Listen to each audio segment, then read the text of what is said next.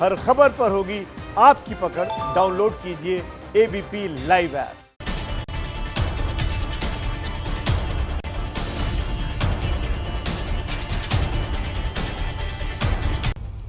नमस्कार, मैं अनुराग मुस्कान घंटी बजाओ शो में आपका स्वागत करता हूं। आज का मुद्दा क्या है? आज का मुद्दा है कि क्या कानून के हाथ छोटे हो गए हैं और विकास दुबे के पैर बड़े हो गए हैं? क्योंकि कानपुर पुलिस के बगल में 2 दिन तक विकास दुबे छिपा रहा। क्योंकि विकास दुबे कानपुर से फरीदाबाद पहुंच गया, पुलिस पकड़ नहीं पाई। क्योंकि विकास दुबे फरीदाबाद में अपनी भाभी की मौसी के घर 2 दिन छिपा रहा, यूपी पुलिस को हवा तक नहीं लगी। यूपी पुलिस सिर्फ इनाम के पैसे मोस्ट वांटेड पर बढ़ाती रही। अपराधी तुरंत पकड़ा जाए तो जनता में कानून व्यवस्था पर भरोसा मजबूत होता है। इसी भरोसे को मजबूत करने के लिए आज आपको घंटी बजाते हुए ये रिपोर्ट देखनी है। विकास दुबे जिंदाबाद, पंडित विकास दुबे जिंदाबाद, पंडित विकास दुबे जिंदाबाद। 8 पुलिस वालों की हत्या करने वाला मोस्ट वांटेड विकास दुबे अब भी आबाद है, क्योंकि पुलिस के दावे बस नाम के और विकास घूम रहा कानपुर से फरीदाबाद तक बैग टांग के।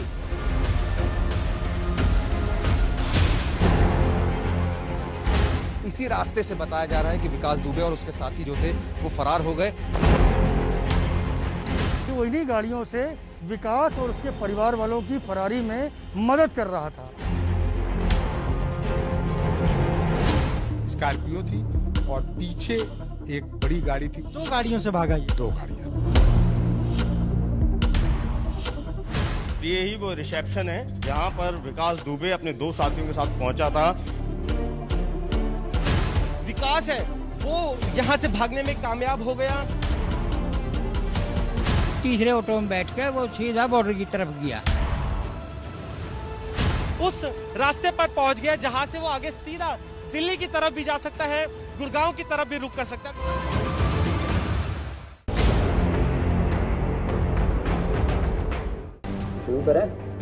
शुरू नहीं, खत्म करना है विकास दुबे के आतंक की कहानी को। और उत्तर प्रदेश में कानून व्यवस्था संभालने वाले एडीजी लॉ एंड ऑर्डर पर कंट्रोल की तारीफ के पन्ने संभाल कर कहते हैं।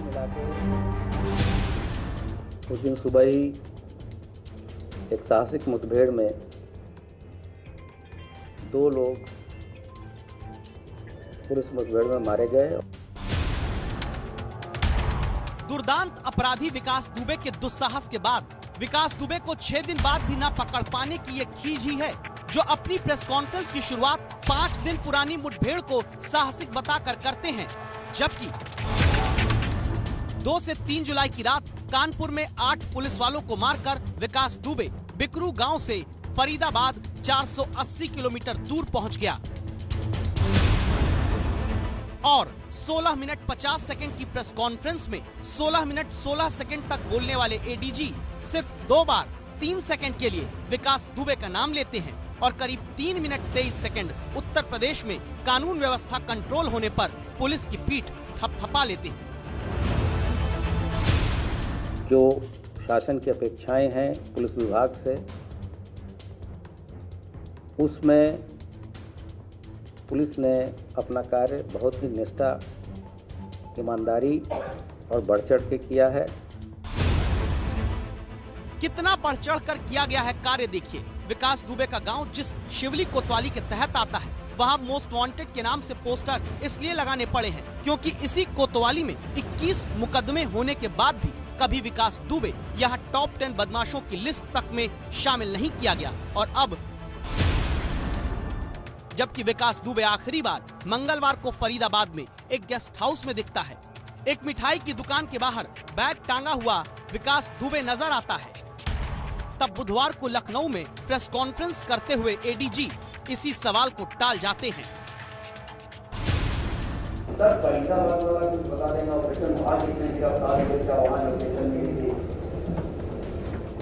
मैं रिक्वेस्ट करूंगा कि जब चीजें खत्म हो जाएं फिर उसके बाद से आगे आप इसमें प्रश्नों से बचना इसलिए पड़ रहा है क्योंकि कानपुर में विकास दुबे के जिस गांव में पुलिस अभी कुएं का पानी निकालकर सबूत विकास दुबे के अपराधों का खोज रही है, उसी गांव में आगे पुलिस वालों को सुनियोजित तरीके से मारकर पीछे के रास्ते से विकास दुबे भागा था। इसी रास्ते से बताया जा रहा है कि विकास दुबे और उसके साथी जो थे वो फरार हो गए। आगे जो ये सड़क है पूरी मेन रोड पर चली जाती है और आगे पूरा हाईवे है जहां से आसानी से कोई भी फरार हो सकता है, क्योंकि विकास दुबे जानता था कि सामने की तरफ पुलिस है, लिहाजा उसने जो है इसी रास्ते को इख्तियार किया। मनोज वर्मा ने गांव से भागने का रूट पकड़ा तो आगे की कहानी एबीपी न्यूज को विकास दुबे के अपराधों के पीड़ित ललन वाजपेयी बताते हैं। केलई गांव से ये निकल रहा था। एक आगे मार्शल थी, वो स्कॉर्पियो थी और पीछे एक बड़ी गाड़ी थी। वो चूंकि गांव के लोग हैं ये नहीं बता पाए कि वो कौन सी गाड़ी थी, लेकिन 2 गाड़ियों से भागा ही। आपके लोगों ने ये जानकारी? हाँ। आगे संवाददाता संजय त्रिपाठी ने पता किया कि बिकरू गांव के पास हाईवे से विकास दुबे को भगाने में मदद करने का आरोपी तो जय वाजपेयी है।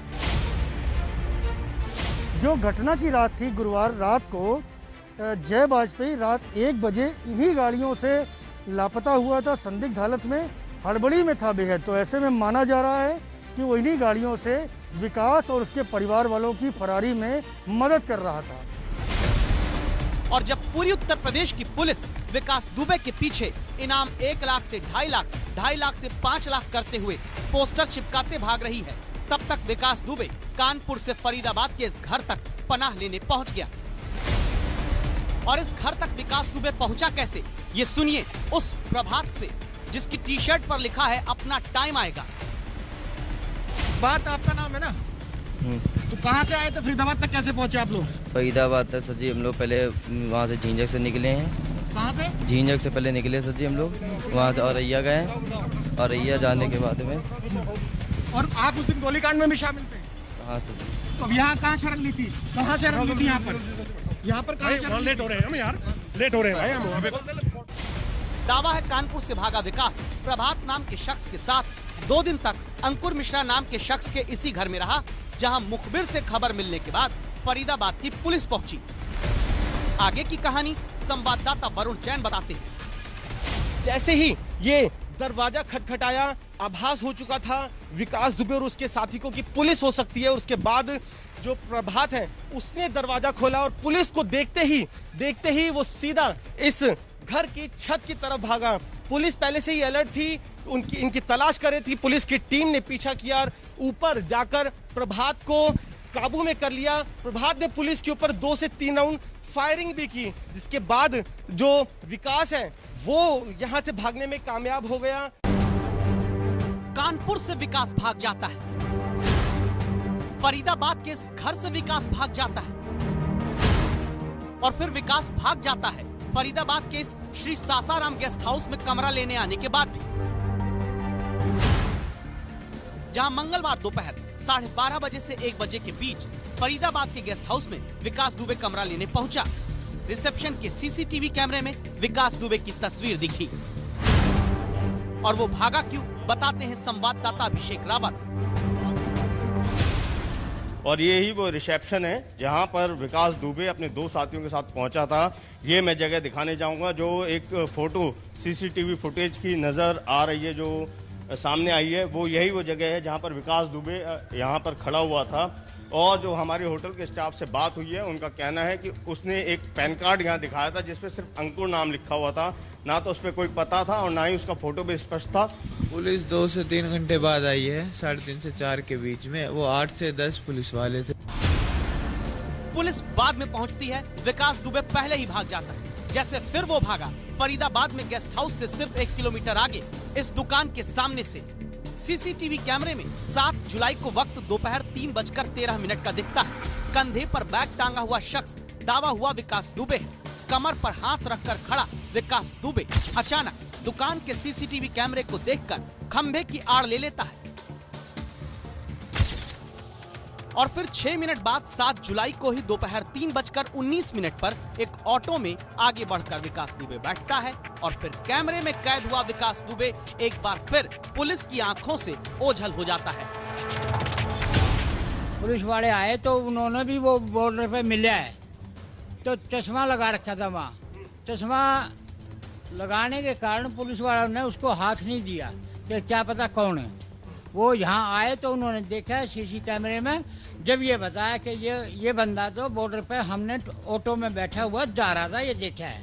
अच्छा, पुलिस ने खुद आपसे बात बताई कि उन्होंने वहां पर देखा था।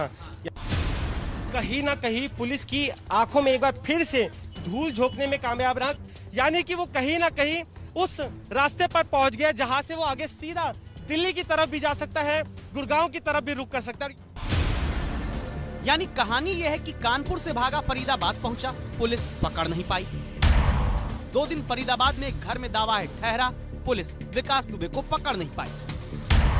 3 घंटे 3 किलोमीटर के इस इलाके में विकास दुबे टहलता रहा, पुलिस पकड़ नहीं पाई।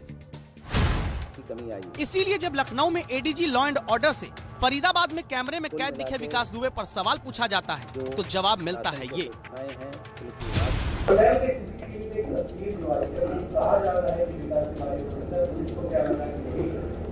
ये चीजें विवेचना का विषय है, जो मैंने आपको बताना था इस पर्टिकुलर केस के बारे में बता दिया। ये सब चीजें अगर कोई आगे बात होगी तो आपसे शेयर करेंगे।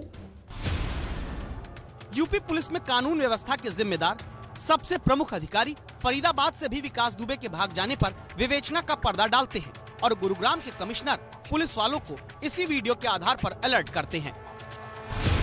ये विकास दुबे की फोटो है, ये किसी होटल में फरीदाबाद में सर्च चल रही है और ये हमारे एरिया में एंटर कर सकता है।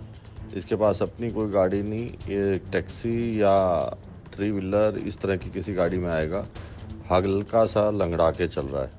तो सभी बॉर्डर एरिया पे इधर उधर ये नज़र रखें, इसकी जो जितना फैट है इसके अंदर और उससे सारा पता लग रहा है, निकलना नहीं चाहिए। ये विकास दुबे वही है जिसने यूपी के अंदर वो 8 पुलिस कर्मचारी हमारे मारे हैं। इसीलिए हम कह रहे हैं पुलिस के दावे बस नाम के, विकास दुबे घूम रहा बैग टांग के, क्योंकि जिन सीसीटीवी वीडियो के आधार पर गुरुग्राम पुलिस अलर्ट करती है उसी वीडियो के सवाल पर यूपी पुलिस चुप्पी साध लेती है। मुझे आपसे यही बातें शेयर करनी थी। इसके बाद एडीजी साहब ने माइक बंद किया, कुछ सवाल और थे उन पर कान बंद किया, चले गए। फरार विकास दुबे की तलाश के सवालों पर अगले जवाब की तैयारी में।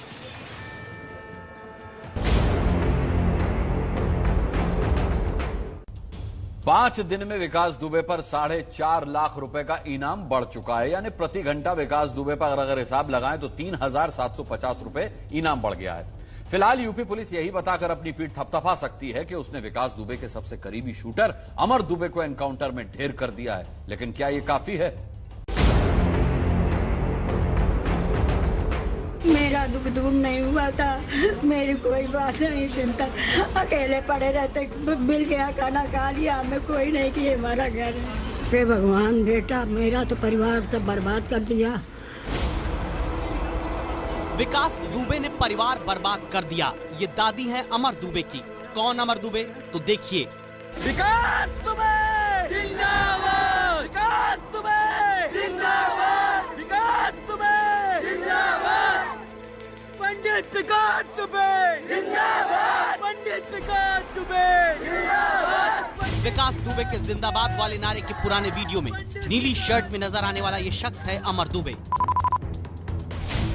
जो विकास दुबे के शूटर के तौर पर राइट हैंड माना जाता रहा, जो विकास दुबे की गाड़ी के साथ राइफल लेकर फोटो खिंचवाने का शौकीन रहा। वो अमर दुबे दावा है पहले कानपुर से 480 किलोमीटर दूर फरीदाबाद तक आया और फिर अमर दुबे फरीदाबाद से 512 किलोमीटर दूर हमीरपुर पहुंच जाता है, लेकिन आगे भागने से पहले हमीरपुर में अमर दुबे एनकाउंटर में मारा गया। जानकारी के मुताबिक अमर दुबे जो है वो अपने रिश्तेदार के घर से तड़के मध्य प्रदेश निकलने की फिराक में था। जिस जगह पर हम मौजूद हैं यहाँ से मध्य प्रदेश की सीमा जो है वो महज 30 किलोमीटर दूर है। तो अमर दुबे जो है वो मध्य प्रदेश निकलने की फिराक में था और इसके लिए उसने यहाँ से बगल से राष्ट्रीय राजमार्ग गुजरती है लेकिन मुख्य रास्ता नहीं लिया, उसने कच्चे रास्ते से निकलने की कोशिश की और इस जगह पर उसका सामना हुआ पुलिस से। घेराबंदी करने गई तो इसके द्वारा पुलिस पार्टी पर फायरिंग की गई और धड़ाधड़ इसने फायरिंग की, जिसमें कि थाना प्रभारी मौदाहा जो हैं वो चोटिल हुए, एक एसटीएफ का कांस्टेबल चोटिल हुआ और जो आत्मरक्षार्थ फायरिंग की गई जवाबी पुलिस पार्टी द्वारा, उसमें ये व्यक्ति घायल हुआ। जब इसे हॉस्पिटल ले जाया गया तो इसे मृत घोषित कर दिया गया।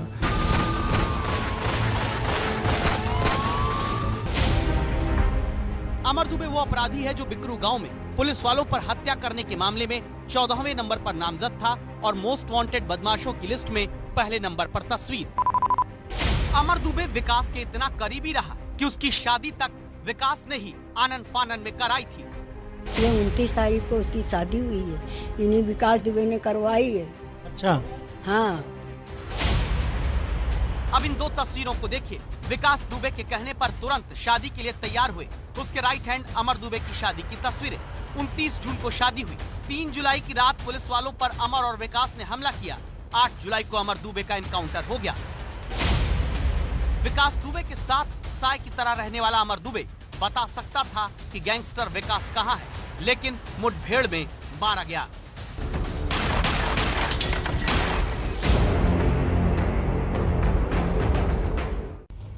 विकास दुबे को भगाने में नेताओं और भ्रष्ट पुलिस वालों के लिंक भी अब खंगाले जा रहे हैं। अब आपको हम विकास दुबे के उन घर वालों से मिलवाते हैं जो खुद इस दुर्दांत अपराधी की वजह से परेशान रहे।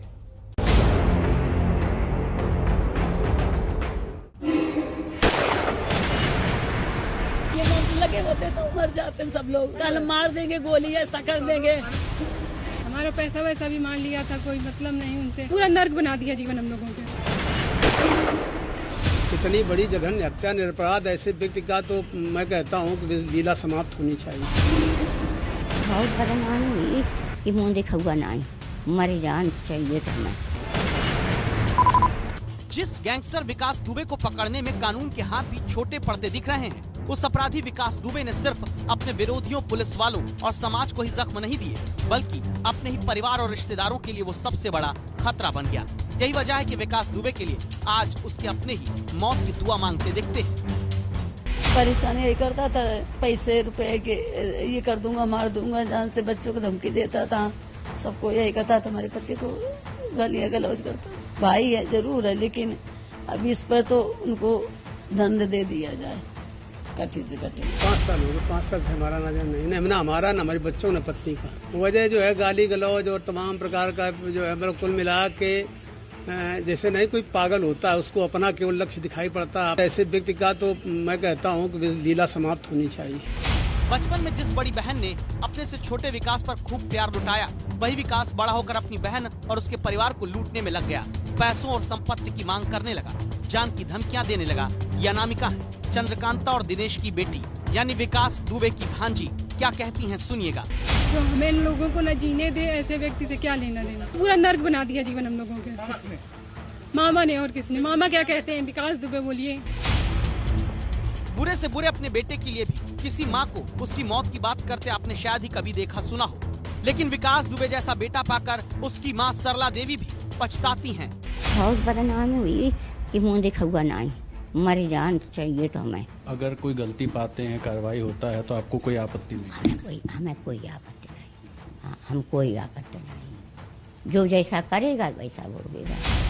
कई साल से विकास से नाता तोड़ सरला देवी अपने दूसरे बेटे दीप प्रकाश के साथ लखनऊ में रहती हैं। दीप प्रकाश की पत्नी अंजलि भी विकास से रिश्ते न होने की बात कहती है। उनके आपराधिक कार्यों से हम लोगों को कोई संबंध नहीं है, कोई भी संबंध नहीं है। और ये मध्य प्रदेश में शहडोल जिले के बुढ़ार में विकास दुबे के साले ज्ञानेंद्र निगम उर्फ राजू खुल्लर का घर है, जो अभी यूपी एसटीएफ की गिरफ्त में है। आरोप है राजू खुल्लर विकास दुबे के गुनाहों में उसका साथी रहा, लेकिन राजू की पत्नी पुष्पा इससे इनकार करती है। दावा करती है कि विकास दुबे से पीछा छुड़ाने के लिए ही उनका पूरा परिवार मध्य प्रदेश में बस गया और पिछले 15 सालों से विकास दुबे से संबंध न रखने की कोशिश की।